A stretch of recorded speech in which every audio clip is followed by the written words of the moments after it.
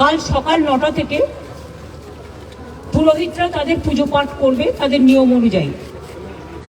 জগন্নাথ ধাম দেখতে পারে, তারা যদি একদিকে এসে আরেকদিকে বেরিয়ে যায় রথ দেখে কোনো অসুবিধে নেই, তাহলে আবার অন্য লোকেরা সুযোগ পাবে। একসাথে তো এত লোককে জায়গা দেওয়ার ক্ষমতা প্রভুই জানে।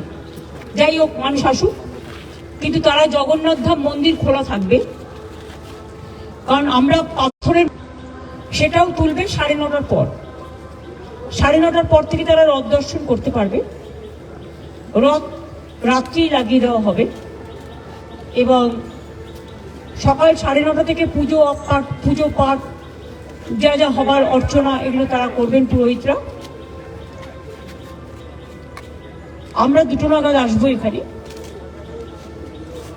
2টো থেকে 2:30 পর্যন্ত ওই আরতি করা এই করা যা করা রথ এখানেই থাকবে। ঠিক 2:30 রথ স্টার্ট করবে, কিন্তু রাস্তায় লোক থাকবে না, লোক থাকবে ব্যারিকেডিং। দুদিকে ব্যারিকেড করা হয়েছে যাতে কোনো স্ট্যাম্পেড হওয়ার সম্ভাবনা না থাকে। প্রেসকেও আপনারা জানেন যে এক একটা হল্টিং স্টেশনে আপনাদের হোল্ড এরিয়া করে দেওয়া হয়েছে, হোল্ডিং এরিয়া।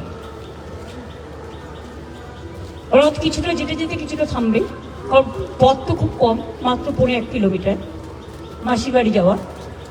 একটু যেতে যেতে একটু থামবে, যেখানে মানুষ থাকবে তারা দেখতে পাবে, দর্শন করতে পারবে।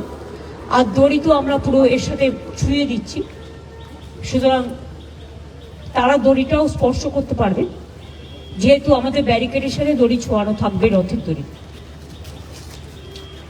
আপনাদের সকলের সহযোগিতা চাইব এবং শুভকামনা চাইব, কারণ এটা তো প্রথম আমরা করছি, যাতে দীঘার জগন্নাথ ধামের এই পূর্ণ যাত্রা, রথযাত্রা মাসির বাড়ি পর্যন্ত যাবে এবং উল্টো রথে মাসির বাড়ি থেকে আবার ফিরে আসবে।